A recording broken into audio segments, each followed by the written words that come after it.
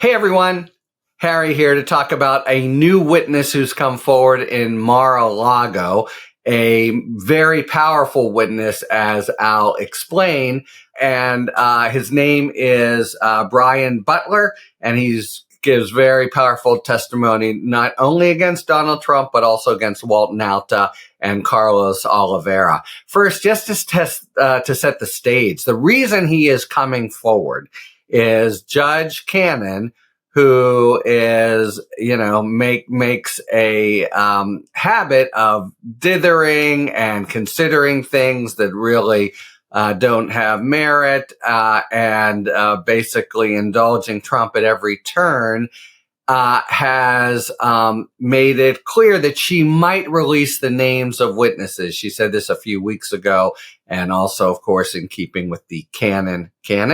I just coined that. I want to trademark that. The canon. She still hasn't decided. So Butler comes forward and says, enough of this.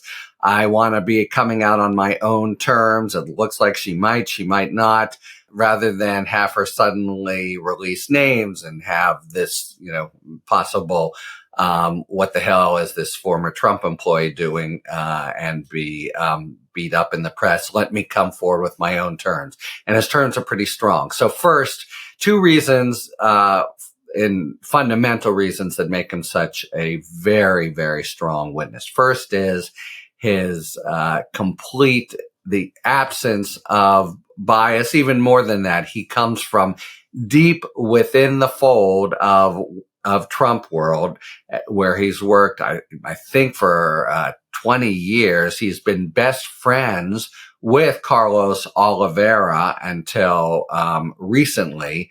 And so he is totally on the scene, but also totally, the kind of person who wouldn't be looking to somehow do Trump dirt. So very, juries pay a lot of attention to that, and so very strong in that sense. Then there's the substance of his testimony, which is killer, but also very powerful because it is something that witnesses remember and juries know, using their common sense, that witnesses remember, which is variance from routine. So this is just around when just after they've gotten the subpoena, and they have to preserve all documents. And around this time, Trump is migrating north to Jersey, and normally it's Butler's job to take all the clothes and things from Mar-a-Lago and put them in the plane that's going up to New Jersey. This day, however, and he remembers it very distinctly, again, because it's so different from what has always happened. He gets a call from Nauta, that he describes as being somewhat, furtive or odd or couched. And Nauta wants to use the Escalade, which he uses to transport the clothing. And he doesn't think, anything of it at the time. But they coordinate, and they, Nauta and Oliveira and he get to the plane, and Nauta had, sure enough, in the car to transfer their clothes and different things like that, but also several white bankers' boxes. In other words, boxes of documents that Trump, having received the subpoena to preserve, has ordered his now co-defendant, Nauta Oliveira, to obstruct justice would be the legal term, to take away, even though they're almost certainly responsive to the subpoena. Jack Smith, I think, will be able to prove that at trial, and abscond with them. And so that is a, really ham-handed and flagrant act of obstruction. But again, it's going to be very credible when Brian Butler tells the story, A, because of where he comes from within the fold, but B, he'll testify, no, I always move things. I move the clothes. And this time there were bankers' boxes. So that's going to be some very strong stuff. In general, the Mar-a-Lago case is so solid, is so cut and dried, is so kind of impossible to defend against, because the obstruction after getting the subpoena is so clear, and the charges themselves as framed, which is the unauthorized possession of national defense information, he obviously has it. It's obviously what it is.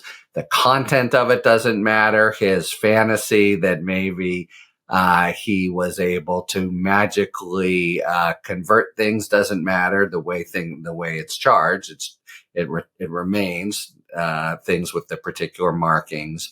The notion that he did some of this in the presidency doesn't matter, because what's charged is the unlawful retention after. So, it's a very unfortunate combination to have such solid charges with such a dithering judge who's willing to just,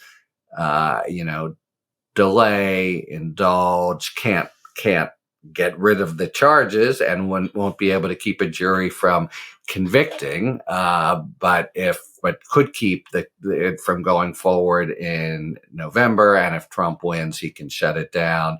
And so in focusing on Cannon, there's always this other point that we don't always add, which is, and the case is rock solid. Its rock solidness comes home again now with the revelation of employee number 5, as he's called in the indictment, and Brian Butler, as we now know him to be, who gives very strong and credible evidence about all 3 of the defendants obstructing justice after receiving the subpoena. Talk to you later. Hi, everyone. Harry here with a really exciting announcement. Talking Feds is bringing our lively discussions with prominent national figures live to San Diego.